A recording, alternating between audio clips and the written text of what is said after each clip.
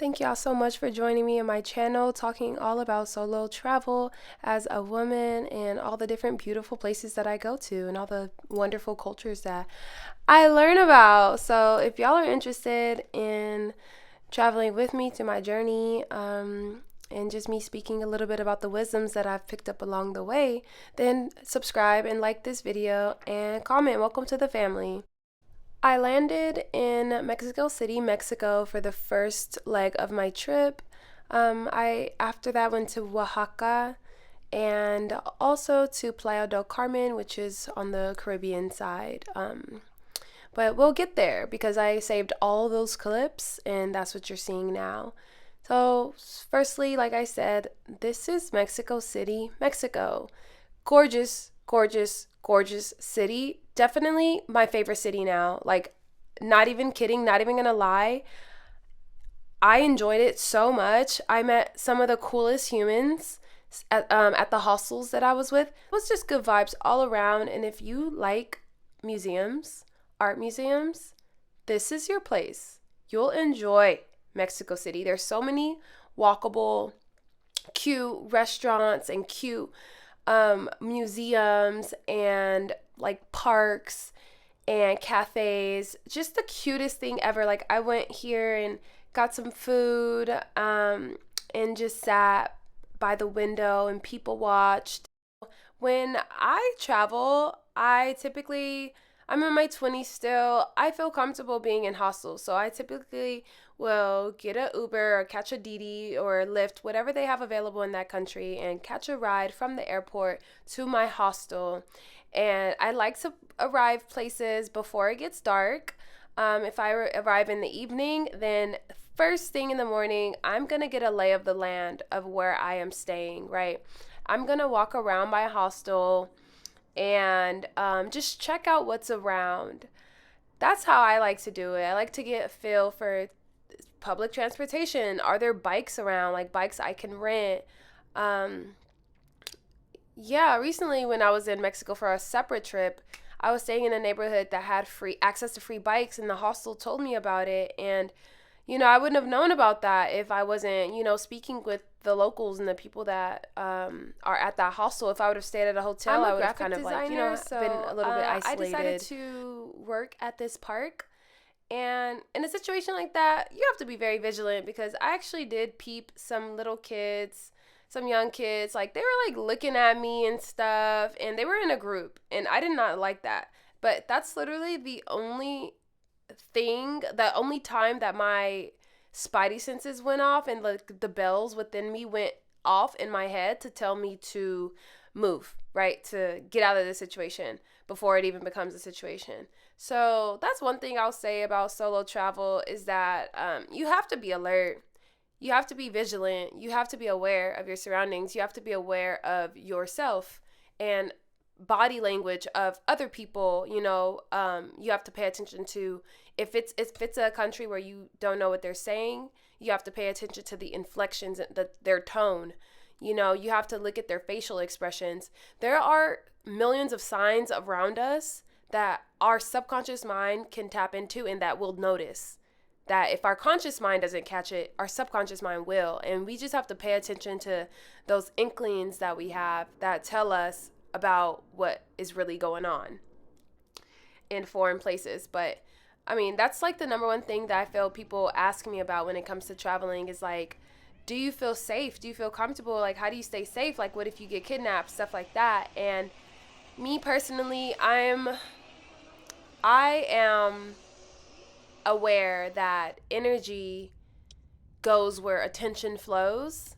And I believe personally that we can avoid a lot of trouble. Like for example, I stay sober traveling, right? I stay sober, and if you stay sober, that'll already prevent the likelihood of a lot of things happening. Name of the game when it comes to traveling is that you get to do what you want to do. Like it's all about you. Like you are here by yourself. You have to make sure that you're good, that you're straight. So there's no trying to people please other people or like, oh, well, they don't want me to leave or, to give in to peer pressure or anything like that. it's all about you. You have to come first. Like, if there's nothing else in this life experience that will teach you how to put yourself first and how to have your back, period, like you have your back, it's traveling. Traveling will really teach you how hard you have to go for yourself, and you'll just learn so much about yourself. You'll learn all about what you like, what you don't like, what you might want to eat. Like, you'll learn about your limits, how far you can take certain things. You'll start to feel confident in yourself as well, because you will have little problems arise and then you will get over it, right? You will come out on top. And that's a beautiful feeling when you're like, wow, I did that. Like, I didn't think I could do it, or I didn't know how I was going to get it done, but it got done. And so that gives you a little bit of confidence. It gives you a little boost, and you're like, wow, I can do hard things. I can do scary things, and I can problem solve. And your problem solving abilities actually improves as well, because you're using your brain. You're forcing your brain to figure out, okay, if I need to be here at that time, but this has to happen and they're going to be there, and like, oh, but they, like, you literally you're figuring out logistics on the fly. On the fly, you're figuring out logistics. Like, oh, okay, well, I only have this much money and the bank is over here and it costs it. Like, there's so many things that could come up. And a lot of the time they're predictable, and just like anything, you get the hang of it, and it's almost like a muscle. Like, there's a travel muscle, right? Like, some people are really good with buses, like, because they've done it so long that they pretty much understand how buses and trains, like the things to do to avoid issues and stuff like that. Like, it's pretty universal when you've done it in enough different like places and stuff. You can try these guys. This is Teotihuacan in Mexico City, Mexico. It's a gorgeous place, and I highly recommend that y'all visit. Yeah, I really enjoyed Mexico. I'd always wanted to go and do like a month there or 2 months there. So this trip was 11 days.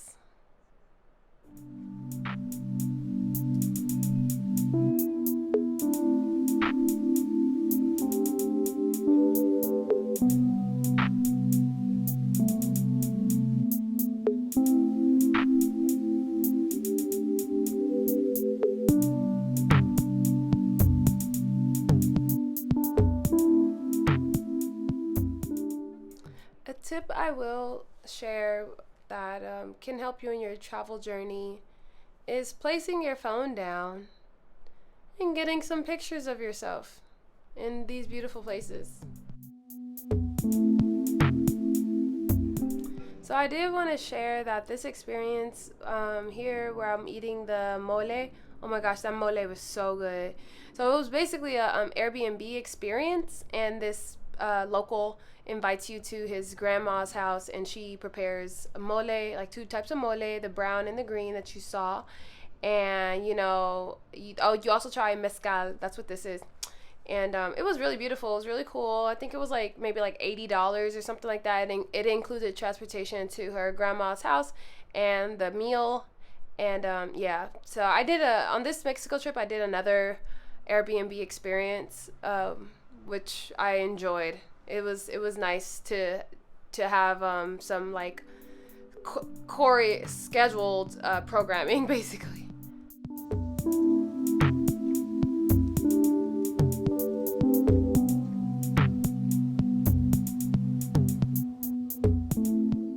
When I'm traveling, I like to eat local food. Usually, those tacos were so bomb, but usually they have the best prices and also the most authentic flavors. And I just like to support the locals because they're the ones that are living there. I'm grateful to be in their home, so I want to give back as well. Since I'm kind of like taking from them and getting an experience, I want to give it back. Okay, anyway, yeah, so I like to eat at local places. This was another local bakery that I went to. Oh my gosh, if y'all know anything about bread in America, it's the worst kind of bread, and that bread abroad is so fluffy and fresh and delicious. So yeah, eat local, support local businesses.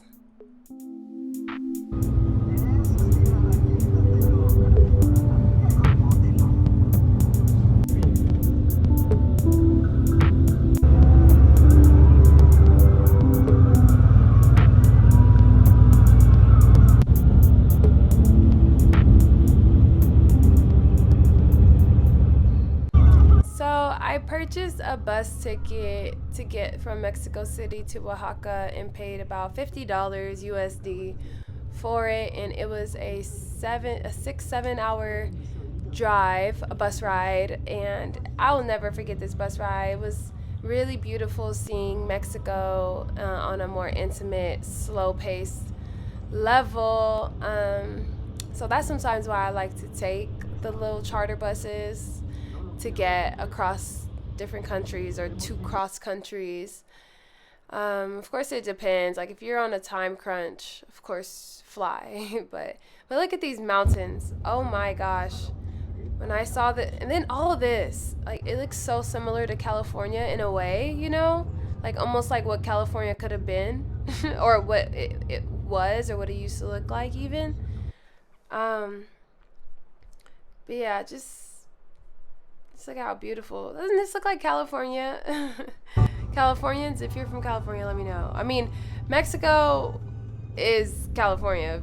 You know, I mean, well, sorry, the other way around. California is Mexico. But look at these mountains. My, oh my, they were tripping me out.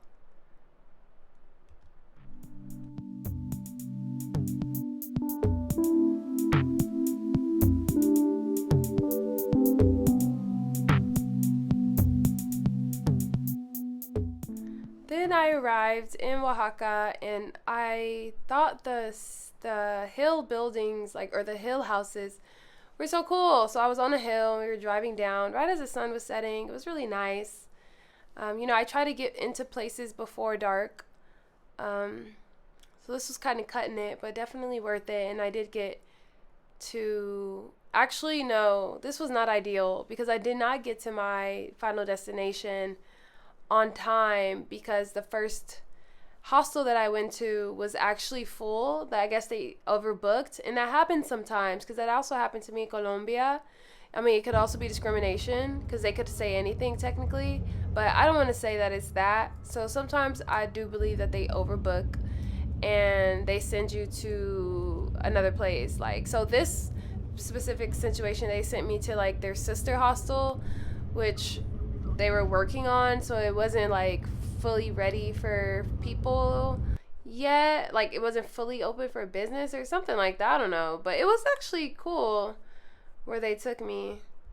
This is that place where they took me. So it was not really a hostel.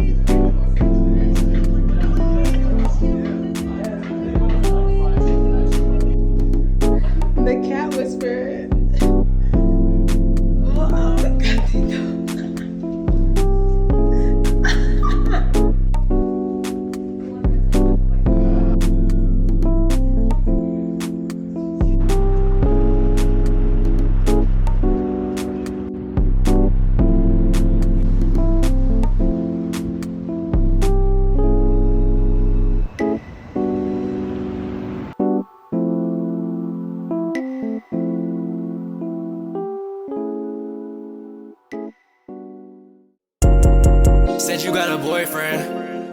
Fuck that gotta do with me. I know you wanna. One thing I love are rooftops, okay? I love a good view. So this hostel had an upstairs area. So I was geeked and there was nobody up there. As you can see, this place was pretty cool. Like that's why, like when traveling, sometimes not everything's gonna go according to plan, but sometimes that's just because the plan B is better than the plan that you orchestrated. So just go with the flow of things. Like don't get upset, for example, if somebody overbooked and they have to get you another reservation, you know, because it's happening for a reason. So you really have to just go with the flow, like no matter how inconvenient it is. Like just like don't get angry at people that it's not their fault, you know what I mean? Like it's upsetting, but just relax into it and just trust the process, basically.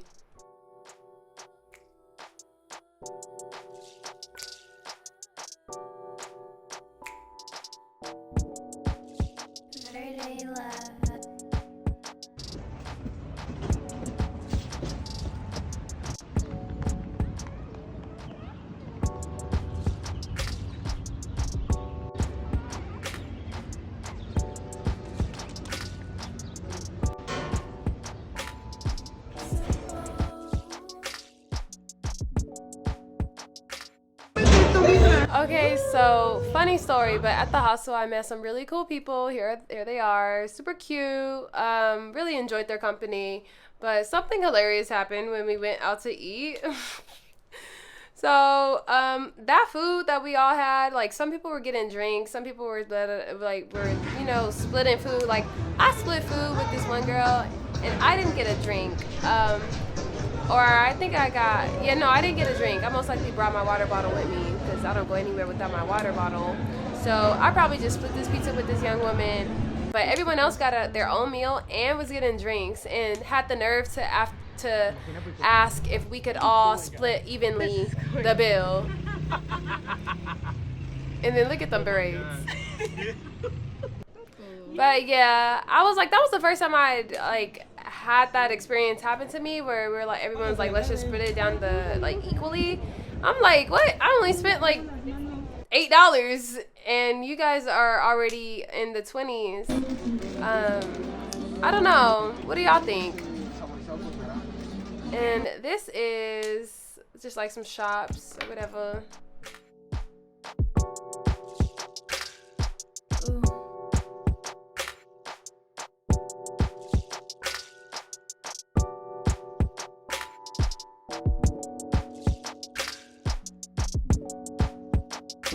Just get a video because everything is so pretty.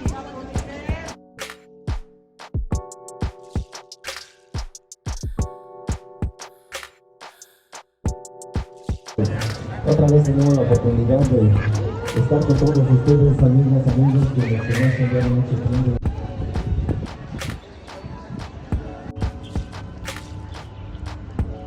So pretty.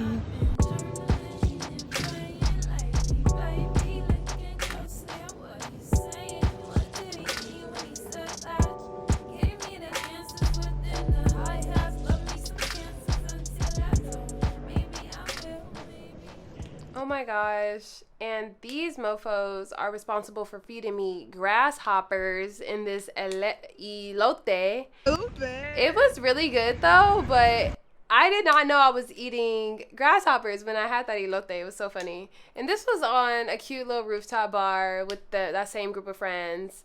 So I know I usually say don't drink, but you just have to gauge it, right? Like if you're only 3 walks away from your hostel and it's a pretty safe city and you're with a group of friends, you know, you always have to gauge it, and you have just one drink, I think you'll be okay. But just remember that you just want to stay as aware and conscious as possible. Like you want to be alert, be able to be alert.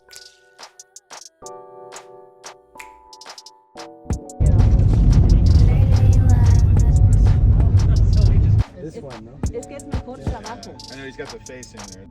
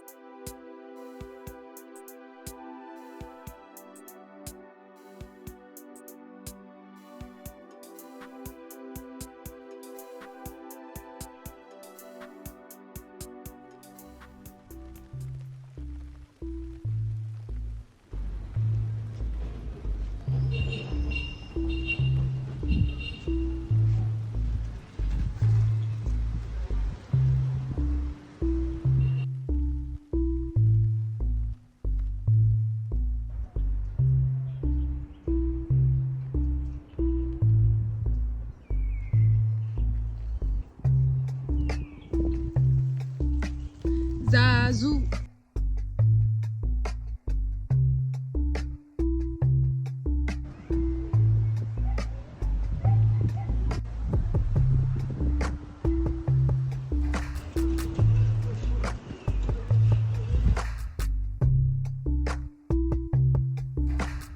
I'm not telling you not to get this, but before you do, hear me out. Think about getting this instead. Hold on. These motherfuckers big.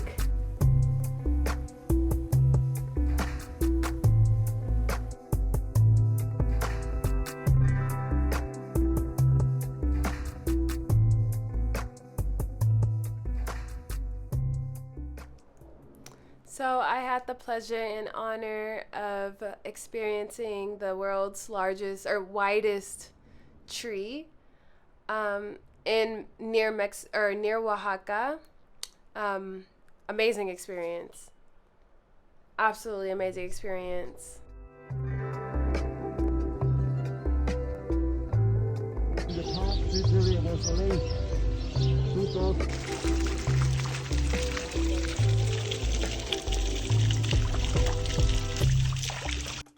My next adventure was hiking up to the top of this mountain. It's called Hierve el Agua. It was one of the Airbnb experiences that I did. So it included transportation. And so they had these swimming holes at the top, and you could just see the mountains and everything. It was a really beautiful hike and wasn't too crowded. Yeah, I really enjoyed it. The drive, just seeing the community and how the locals live in these like more rural parts of Mexico was really interesting to me.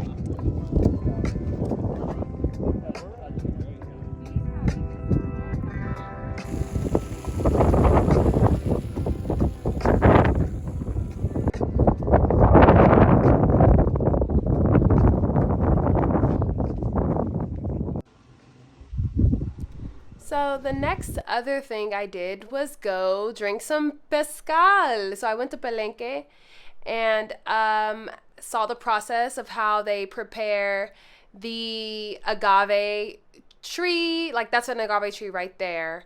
So they just explained the process, which is super neat, super fun. And you try a bunch of different mezcals. And I mean, while in Mexico, you can't not have a drink, but this was just good, whole fun. After we did this, we drove over to this casita, where they have really a booming tourist business where they're showing people how they create wool. And this is actually the exact rug I ended up purchasing because I thought they were so gorgeous. I couldn't leave with just nothing. I paid, I believe, $90 for it. And I thought it was just so fascinating. This is their Instagram information, but all their wool is dyed with natural elements. They break it down, they grind it, and they demonstrated that process as well, which I thought was just so cool and fascinating. So this is their place and all their beautiful tapestry work. We take very long time. ¿Sí? ¿Por qué decimos un poquito de esto? Les voy a compartir. Porque realmente para hacer todo este trabajo, todo el proceso, es de mucho tiempo. Para trabajar un tapete chiquito como de 1 metro por 60 centímetros de ancho, necesitamos el tiempo de todo el proceso como 1 mes. To weave or to make a smaller one, like 60 centimeter wide by 1 meter long. For the whole process, we need about 1 month, okay? But here, it's a short demo for you, my friends. I am very pleased to have everyone at home and I am very honored to share you a little bit about this. Pues para mí es un gusto en estar aquí con ustedes un ratito, amigos, y en poder compartirles un poquito de mi trabajo, un poquito de estos procesos. Bueno, para decirles eso en mi lengua, to say that one in my language, like I am very pleased to have everyone at home and I am very honored to share you a little about this. ¿Sí? Lo mismo les quiero decir en mi lengua, que para mí es un gusto en estar aquí con ustedes y un honor en poder compartirles un poquito de mi trabajo. Escúchenlo, miren, listen. Zakchi durate tu sate satu. Știi să niu pte tu zet natural na gire. Terapete, na resa clasta guluia lui te zui ni pasat na spengula. Winche yetat kan chiesa tu con pongish kan chiru in zakichi. Fue lo que les dije, that's what I say. Okay, now the first process what we have to do is the woolen process. We buy the wool and then we wash them again. So those are already washed. This one is from sheep. I have just a little of this now. Este es un poquito de lana de borrego, tengo nada más un poquito ahora. Esta de la otra canasta, esta es alpaca. This is alpaca. From Peru we buy this. This is just from alpaca and this is the baby. Y esta es la baby alpaca, mucho más fino que esta, mucho más suave. Bueno, yo mezclo las dos fibras. I blend those two because this one is so soft and helps to make my rocks a little soft. Esto ayuda para que mis tapetes sean un poco suaves. Y esto le da la durabilidad a mis tapetes. And this is the very strong fiber for a carpet. Okay, and this helps to make them strong. Now, this is already washed. Estas ya son fibras limpias y secas. See, this is the washed and dried.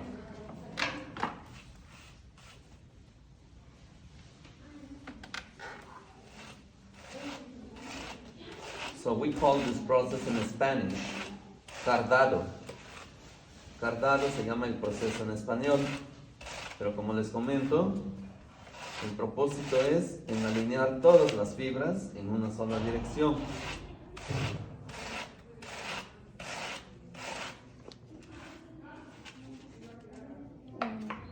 Se viene quedando así. So, and we finish them, but we make them like this. Ahora, aquí un poquito lo del hilo.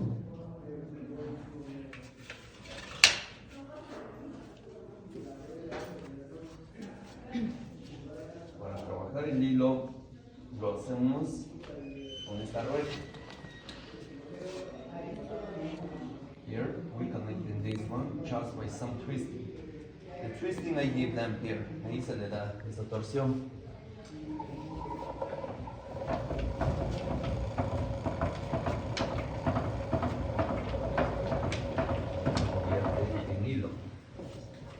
En mis dedos también llevo el control del grosor del hilo. And I also have all the control about the figures in my fingers.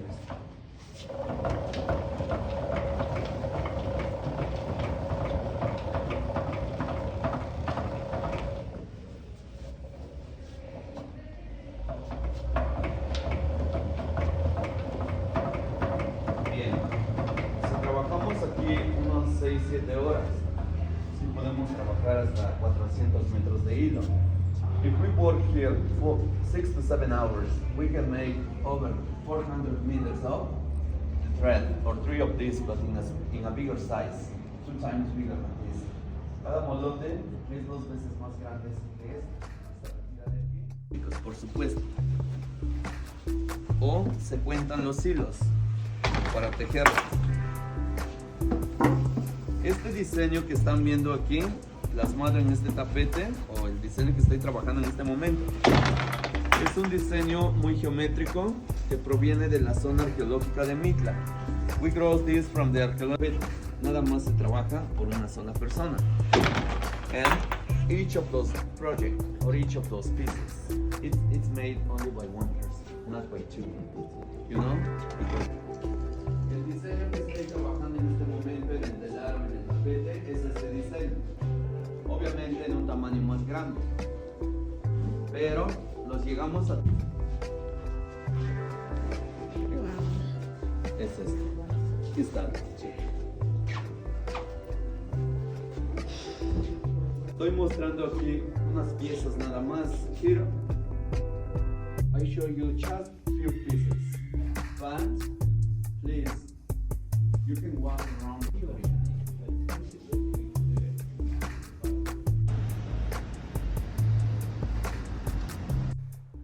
So this was me going from the second leg of my trip to the final leg, which was heading to the Caribbean side of Mexico. So I was just in Oaxaca and in that region, and now I'm flying to Playa del Carmen. I wanted to get a beach moment, but honestly, this was like where my trip basically peaked in Mexico, right? Probably after those mezcal shots. That was like the peak of it. Because I arrived in Playa and literally had an anxiety attack, a panic attack, my first few hours there. So I'm going to tell y'all the quick story time of why I had an anxiety attack exactly in Playa del Carmen, Mexico on the first day. So I got there early, right? Landed, took my Uber to my hostel, which was only like 3-4 blocks away from the beach because I wanted a beach moment, so I'm going to be near the beach. So I bring my stuff to the hostel, unpack, put my bathing suit on. I think I already had my bathing suit on, actually, but I just get changed, I get settled, I get my beach towel, and I'm out the door. I'm headed to the beach, and as soon as I get to the water, I look around, and there are Caucasian bodies everywhere. Everybody, all these white people, all these old white people, all these old white men with their big old bellies out, right? Like, just nowhere to even step. I'm stepping over people at this point. There's the beach, like, so where the road was and where the beach was, or the actual water was like in between just a little bit of sand. Some beaches have like a long way to the water, so it's a lot of sand, a lot of places to sit, but this was such a small beach, so that was very unfortunate. And then that happened, so I couldn't go to the actual water. Everything was crowded. It was like, to give you a perspective, there was a Starbucks there. So there's Starbuckses and all these like Western, it's just totally like colonized, you know what I mean? Nothing authentic, nothing raw. Because I just came from Oaxaca. I just came from Mexico City. Two completely different vibes. Oaxaca was so authentic. And so I was just expecting something more chill, something more similar to a Puerto Viejo in Costa Rica. But I should have known that Playa del Carmen is just too close to Cancun for me to have gotten that type of experience in Playa del Carmen. So, then the kicker though was that, all right, so I'm like, okay, I'm just going to get a bike. I'm going to get a bike and I'm going to try to ride far away from this crowded place because I just want to chill on the beach. So I end up finding a bike company to rent for the day, right? And then I'm riding down parallel to the beach so that I can find somewhere private, hopefully, to pull up to. What? Tell me why I get to a gate. Like, I'm going down, like, just driving, or, like, biking, and then I get to a private gate. And so I guess it's, like, a private community that only have access to that beach at, like, going any further to the road to the beach. I'm just like, what the heck? Like, the beach doesn't belong to anybody. That kind of stuff just frustrates me so much because the beach does not belong to, this is not yours. You cannot block access. Like, that's just how I feel. You should not be able to block access. This is literally universally, cosmically illegal. What are you doing? This is not a thing. So that really frustrated me because even though the bike ride was cool, whatever, like, I was just so overwhelmed because I was also walking down the boardwalk. This is, mind you, this is still the first day. When I arrive somewhere, I like to get a lay of the land. So I'm walking around, I'm moving around. But another thing I noticed that really freaked me the freak out is that everybody was trying to sell me stuff. Like, I felt like I was on the Las Vegas Strip in the early 2010s. Like, everybody's just handing me flyers or trying to get me to go on their tourist ride and trying to sell me their bracelets, trying to sell me their little parrots and stuff. And I'm just like, get out of my face. Like, it was just so commercey and touristy and busy. And I just was not expecting that. I was literally expecting, I'm going to the Caribbean. Like, I'm expecting to relax, to chill, to have some peace, to like reflect on my trip that I've been taking like up to this point. I just wanted to reflect and debrief and just breathe and just take it all in. And I was on such a high, I was on cloud 9 just coming from Oaxaca, and then this beach, it just threw it all off for me. But so in that moment, like, I was just, kind of crying. I was just a little overwhelmed, but I ended up getting some food, which was really good, and biking around a little bit more. And I ended up biking the opposite direction, and I did actually find a really beautiful local beach that was bigger, and it wasn't really swimmable, but that was okay, because as long as I was able to chill somewhere, see the water, because the water is very healing for me. The spirit of the ocean and I are tight, so I just had to get to the water. And I did not want to be surrounded by people. But and I also met some really cool local girls, and so they ended up taking me to their friend's Airbnb, which could have been a dangerous situation, but that's why in those moments you make sure people have your location and you text in the moment what's going on. But yeah, that was my time in Mexico. I really enjoyed it. Really an amazing trip. Like, I was so grateful throughout this trip. It went so perfectly. Like, nothing dangerous happened. Like, I didn't get sick. Like, I didn't lose anything. I made amazing friends. I practiced so much Spanish. I tried so much food. Like, everything was budget friendly for me. I didn't run out of money. Like, it was just such a good. The weather was great. I was so grateful for this trip, and I'm so grateful for this trip and being able to record this video and reflect again on how I'm so proud of myself for keeping myself safe and for really getting out there and trying new things, seeing new places, meeting new people, because now this experience is mine. Nobody can ever take this experience from me. This life experience that I made from this journey is mine to keep, and I cherish it, and I value it. And my only hope and wish is that you feel confident and comfortable enough to do this for yourself and experience this in your own specific version, like whatever is going to be the equal type of bliss for you. Like, you deserve that. Take that 2-week trip, that 2-week-long trip, that 1-week-long trip. Don't do anything under 1 week. At least aim for that longer, for 1 week minimum, like 6 days minimum. And yeah, peace, y'all. So I woke up, I saw the sun was rising, and I ran on my bike to get to the beach.